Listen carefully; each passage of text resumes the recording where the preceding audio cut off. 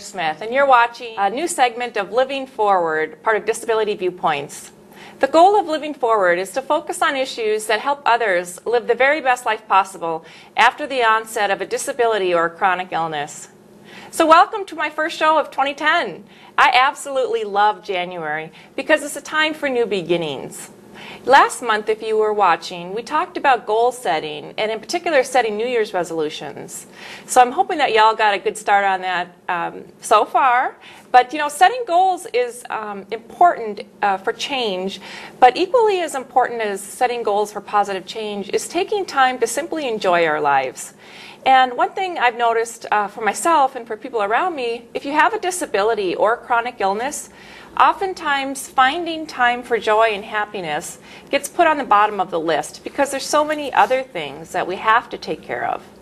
So over the next few months, I'm going to be talking about how we can take time and bring true joy back into our lives again through self-expression. And we'll begin today by talking about art for people with disabilities.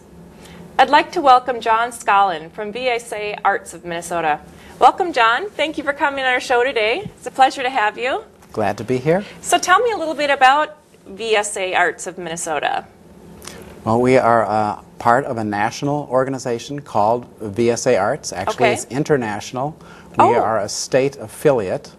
The national was organized in 1974 by one of the Kennedys, and VSA Arts of Minnesota was founded in 1986. So we carry out national programs, and we do our own programs for and by people with disabilities. Right. I know.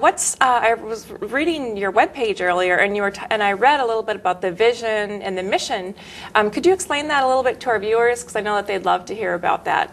As I said, we're for and by people with disabilities. So VSA these days stands for Vision of an Inclusive Community, and Strength in Shared Resources, and Access to the Arts for All. Wonderful. So that means kids with disabilities, adults with disabilities, arts organizations that want to serve people with disabilities, and we go statewide, so we have programs all over Minnesota. I know we'll be talking about some of your programs in just a moment, and I know you have programs for all different ages and all different levels of disabilities. Isn't that true? That's true. That's wonderful. So how are people with disabilities involved with VSA Arts? I mean, I guess let's start talking about the different programs that you offer.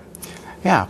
Well, we talk with people with disabilities to see what is it that they want. What would make them get more active in the arts? If their disability is more recently obtained, shall we say, then maybe they need to change the way they're doing art. Or if they've never experienced art before and they're blind and they aren't sure that they will like it, well, it's up to us and arts organizations to help them understand that, yes, the arts are for everybody.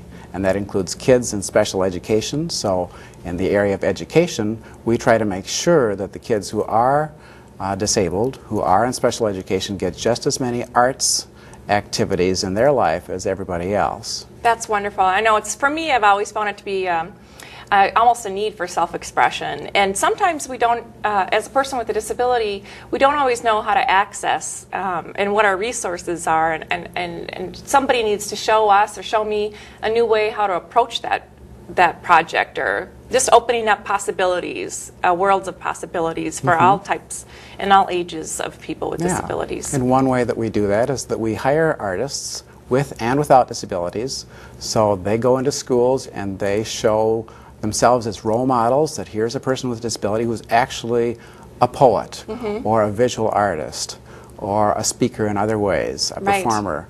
And they can prove to these kids that, yes, it doesn't make any difference that you are blind or deaf or have a different disability. You can do art and you can enjoy it. I love that mentor model. I think that's a wonderful model, because we all need to have somebody to look towards, to say, oh, I can do that too. Somebody has to come up with the idea and show the next person down the road how to go about expressing ourselves in ways through art. So I think that's absolutely wonderful. And how many people do you serve a year? In our various programs, we serve maybe about 12,000 people a year, and that's through website contacts, through newsletters, through attending programs that we do, through attending classes that are offering artists with disabilities as resources and all the different things that we do. And how large is your staff? We have a very small staff, but we're at our record peak of 4 people now. 4 full-time employees, right? Oh. Almost full-time, okay. yes. Great. So our director is Craig Dunn, who's been here for many years. Okay. He's the one to make sure we're on a good financial footing and works with our board of directors, which is at least half of the members are people with disabilities. Okay. I've been here for 10 years. I work with Access to Performing Arts, trying to make arts organizations aware of ways they can be more accessible to people with disabilities. And, so that's opening yes. up the resources that are already available, yes. and just expanding on what's already out there. Is that right? Yeah. Yes, that's true. We have an education coordinator who works in the schools to, again, have artists in residence. And she also works with our national programs called Young Soloists, Young Playwrights, Young Writers. All of these are national programs that we work with Minnesota schools to make sure that their kids can enter these and show their art and maybe have that art appear nationally or internationally. Right, it's creating those wonderful opportunities for kids. I know, I was looking through some of your literature and I saw that you have ASL interpreters for some theater and some shows, and I was wondering if you wouldn't mind talking a little bit more about that, because that to me is really intriguing. You really open up doors and opportunities for a whole set of people there with that program. And actually, Minnesota has more accessible performances than anywhere in the country and perhaps in the world. It's amazing, really. We've got a community that really likes the arts, and we have over 250 performances a year that are offered with ASL interpreters and about 200 that are offered with audio describers, who are people who describe the visual aspects of a show. Oh, wonderful. Oh, that's so it's not just not just the words, but they get a visual of what's happening. So they describe costumes, sets, facial expressions, and all of that. And we do more of that in Minnesota than any place else. Right, and that adds a whole other level of experience for the person with the disability, isn't that so? Yeah. I so would if you've just lost your sight and you wonder, well, do I dare go back to the theater again? Yes, you can here in Minnesota. Right, and I love that. I think it's so important. So if viewers want more information about VSA Arts of Minnesota, they can go to your website, isn't that right? And all the programs are listed there. Our state address is www.vsaartsmn for Minnesota.org. Okay. And our national address is vsaarts.org. Right. So in the national, just so we're clear on that, the national website is just one A, vsaarts.org. And then the other one is vsaartsmn.org. Right. Correct? Well, okay. Perfect.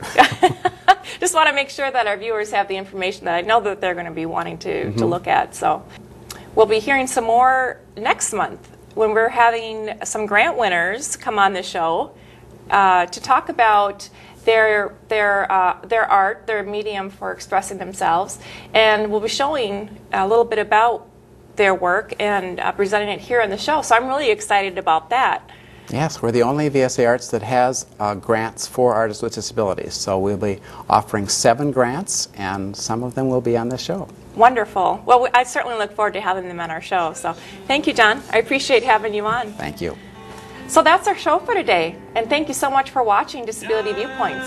A special thanks goes out to Janet Peters with the Great Lakes ADA Center. And be sure to tune in next month to see updates of the work done today by Gary August, one of my favorite artists. So thank you so much for watching. Bye-bye for now.